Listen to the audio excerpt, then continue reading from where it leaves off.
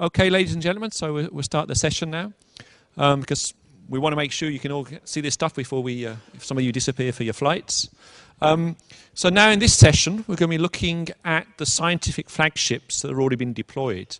And to introduce those to you, it's a pleasure to introduce Robert Jenkins, who's the CEO of CloudSigma, one of the important infrastructure providers inside Helix Nebula. Thanks, Bob.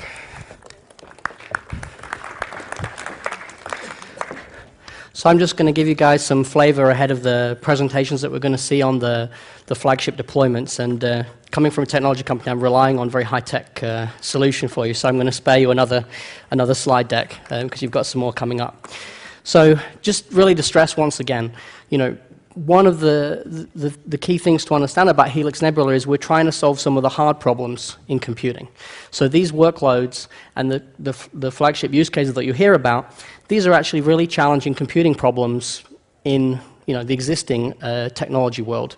And what we're doing is taking them and putting them into a cloud environment and looking to see how we can use the cloud to help be part of the solution to those issues. So these are sort of ongoing challenges in computing. So they're not trivial issues. So it's not simply a matter of broking a web service or something like this. It goes beyond that in terms of the ambitions of the project.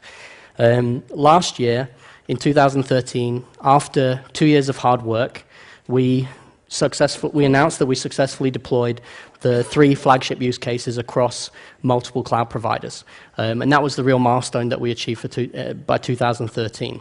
But that was done on a bilateral basis. So the individual use cases, the individual demand-side institutions such as CERN, EMBL, and ESA, were bilaterally interacting with each cloud, which in itself was a big achievement, but we wanted to go beyond that. So in 2014, now what we're announcing is that we've successfully deployed those same typical use cases for those institutions into a cloud marketplace. So what we've done is we've migrated those use cases from this typical bilateral relationship through an abstraction layer into a cloud marketplace framework, which again, is not something that should be underestimated in terms of complexity.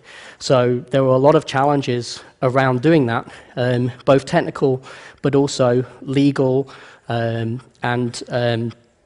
also we looked at. So what I wanted to say was, it wasn't just a simple migration of workload.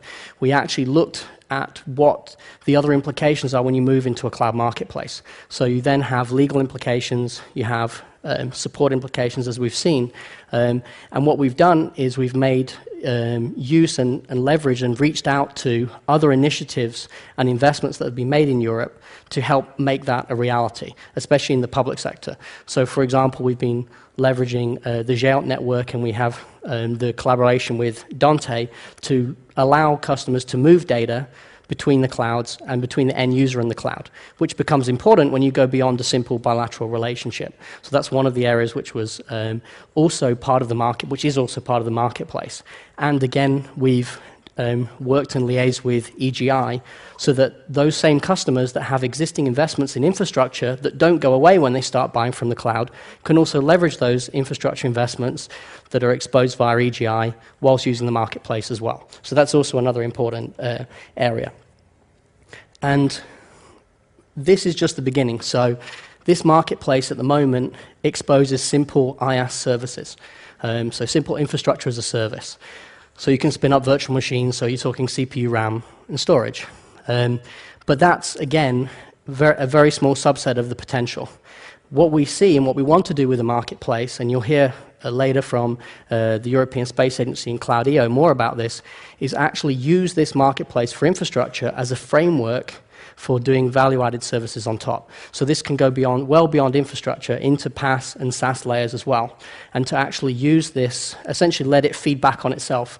So using this very simple streamlined purchasing model across multiple providers to actually allow people to then build services using that same infrastructure and exposing that through that same unified interface. So then it becomes a European cloud marketplace of services as well as the simple IaaS layer. And this ecosystem really offers a path to sustainability for a lot of public data sets, for example, as we'll hear from Isa, where people can actually utilize these data sets and combine them. So the cloud as a technology offers a unique opportunity to become a coordination layer between different public data sets so that people can access them without having to own them all themselves.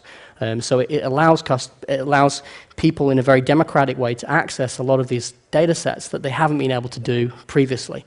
So it's a really exciting development, and we truly believe with this Helix Nebula initiative and now the HNX cloud marketplace that we have the opportunity to actually lead the world in this area, because this isn't happening between other providers such as in the US. There isn't that level of coordination. So we can actually build a next generation computing platform that can address some of these big computing challenges and more in the future by creating this coordination layer through all these different levels, be it legal, technical, etc., and commercial.